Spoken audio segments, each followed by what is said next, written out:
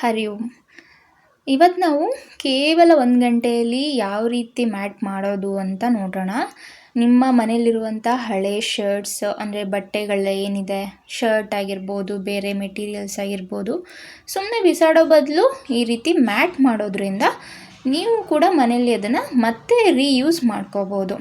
So ನಾನಿಲ್ಲಿ ಶರ್ಟನ್ನು use ಮಾಡ್ಕೊಂಡಿದ್ದೀನಿ. ಒಂದು 3-4 ಶರ್ಟ್ಸ್ಗಳನ್ನ ಯೂಸ್ ಮಾಡಿದ್ದೀನಿ. ಎಸ್ಪೆಷಲಿ ಕಾಟನ್ ಶರ್ಟನ್ನು ಯೂಸ್ ಮಾಡಿದ್ದೀನಿ. ಯಾಕೆ ಅಂತ ಹೇಳಿದ್ರೆ ಮ್ಯಾಟ್ ಅಂತ ಬಂದಾಗ ಅದು ವಾಟರ್ನ ಅಬ್ಸರ್ವ್ ಮಾಡ್ಕೋಬೇಕು. ಇಲ್ಲ ಅಂತ ಹೇಳಿದ್ರೆ ಏನಾಗುತ್ತೆ, ಬೇರೆ ಮೆಟೀರಿಯಲ್ ಯೂಸ್ ಮಾಡಿದರೆ ಅದು ಪ್ರಾಪರಾಗಿ ವಾಟರ್ನ ಅಬ್ಸರ್ವ್ ಮಾಡಲ್ಲ. ಸೊ ಆ ರೀಸನ್ಗೆ ನಾನು ಕಾಟನ್ ಮೆಟೀರಿಯಲ್ ತೊಗೊಂಡಿದ್ದೀನಿ ಶರ್ಟ್ಗಳು. ಸೊ ಕೆಲವೊಂದನ್ನ ತುಂಬ ಚೆನ್ನಾಗೇ ಇರುತ್ತೆ ಶರ್ಟ್ಗಳು, ಕೆಲವು ಸತಿ ಏನಾಗುತ್ತೆ ಅದು ಫಿಟ್ ಆಗ್ತಿರಲ್ಲ ಅಂಥೇಳಿ ಯೂಸ್ ಮಾಡ್ತಿರಲ್ಲ. ಅಂಥ ಶರ್ಟ್ಗಳನ್ನ ನಾವು ಸುಮ್ಮನೆ ಬಿಸಾಕೋ ಬದಲು ಈ ರೀತಿ ತುಂಬಾ ಯೂಸ್ಫುಲ್ ಮ್ಯಾಟಾಗಿ ಕನ್ವರ್ಟ್ ಮಾಡ್ಕೋಬೋದು. ಸೊ ಈ ಥರ ರೆಕ್ಟ್ಯಾಂಗ್ಯುಲರ್ ಶೇಪಲ್ಲಿ ನೀವು ನೀಟಾಗಿ ಕಟ್ ಮಾಡ್ಕೋಬೇಕು. ಲಾಸ್ಟಿಗೆ ಅದು ಶೇಪ್ ಸ್ವಲ್ಪ ಕ್ರಾಸ್ ಇತ್ತು ಅಂದರೆ ಅದನ್ನು ಸರಿಯಾಗಿ ಈ ಥರ ಕಟ್ ಮಾಡ್ಕೊಳ್ಳಿ, ಕ್ರಾಸ್ ಎಡ್ಜಲ್ಲೆಲ್ಲ. ಇದೇ ಥರನೇ ನಾನು 2-3 ಶರ್ಟ್ಗಳನ್ನ ಕಟ್ ಮಾಡಿದ್ದೀನಿ. ಸೊ ಅದರಲ್ಲಿ ಇದು ಕೂಡ ಒಂದು ಈ ಥರ, ಇದು ಕೂಡ ಕಾಟನ್ ಮೆಟೀರಿಯಲೇ ಬರುತ್ತೆ. ಸೊ ಇದೇ ಥರನೇ ರೆಕ್ಟ್ಯಾಂಗ್ಯುಲರ್ ಶೇಪಲ್ಲೇ ಕಟ್ ಮಾಡ್ಕೊಳ್ಳಿ. ನಂತರ 3 ಕೂಡ ಅಡ್ಜಸ್ಟ್ಮೆಂಟ್ ಮಾಡಬೇಕಾಗುತ್ತೆ. ಸೈಡಲ್ಲಿ ಸ್ವಲ್ಪ ಎಕ್ಸ್ಟ್ರಾ ಬಂದಿರುತ್ತೆ ಬೇರೆ ಮೆಟೀರಿಯಲ್.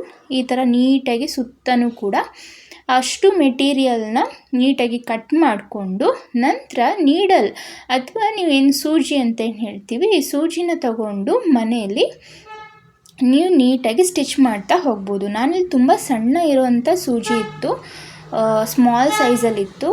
ಬಟ್ ಆದರೆ ನೀವು ಆದಷ್ಟು ದೊಡ್ಡ ಸೈಜ್ ತೊಗೊಂಡ್ರೆ ತುಂಬ ಫಾಸ್ಟಾಗಿ ನಾವೇನು ಮಾಡ್ಬೋದು, ದಾರನ ಪೋಣಿಸ್ಬೋದು. ಇಲ್ಲ ಅಂತ ಹೇಳಿದ್ರೆ ಸ್ವಲ್ಪ ಟೈಮ್ ತಗೊಳುತ್ತೆ.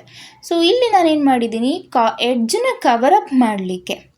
ಸೊ ಇಲ್ಲಿ ಫಸ್ಟ್ ಈ ಥರ ಮೆಟೀರಿಯಲ್ ಏನಿದೆ ಅದನ್ನ ಮುಂಚೆನೇ ಶರ್ಟನ್ನ ಕಟ್ ಮಾಡಿದ್ದೆ, ಅದರ ಹ್ಯಾಂಡ್ ಪಾರ್ಟು ಉಳಿದಿತ್ತು. ಸೊ ಹಾಗಾಗಿ ಅದನ್ನೇ ಯೂಸ್ ಮಾಡಿಕೊಂಡು ಸುತ್ತಲೂ ಕೂಡ ಕವರಪ್ ಮಾಡ್ಕೊಂಡಿದ್ದೀನಿ.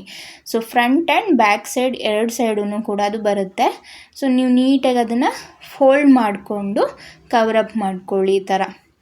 ಸೊ ಈ ಥರ ತುಂಬ ಚೆನ್ನಾಗಿರುವಂಥ, ತುಂಬ ಸ್ಮೂತ್ ಇರುವಂಥ ಮ್ಯಾಟ್ ರೆಡಿ ಆಗುತ್ತೆ.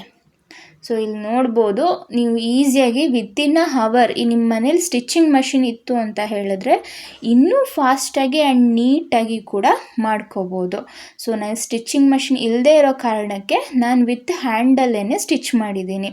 ಸೊ ಈ ಥರ ಶರ್ಟ್ಗಳಿಂದ ನೀಟಾಗಿರುವಂಥ ಮತ್ತು ಈಸಿಯಾಗಿ ಮಾಡ್ಬೋದಾದಂಥ ಮ್ಯಾಟನ್ನು ವಿತಿನ್ ಅ ಹವರ್ ಒಳಗಡೆ ನೀವು ಮನೇಲೇ ಮಾಡ್ಬೋದು.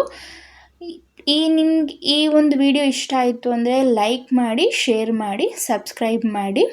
ಇದೇ ಥರನೇ ಪ್ಲಾಸ್ಟಿಕ್ ಬ್ಯಾಗ್ಗಳನ್ನು ಯೂಸ್ ಮಾಡಿಕೊಂಡು ಫ್ಲವರ್ ಮಾಡೋದು ಹೇಗೆ ಅನ್ನೋ ವಿಡಿಯೋನೂ ಕೂಡ ಹಾಕಿದ್ದೀನಿ.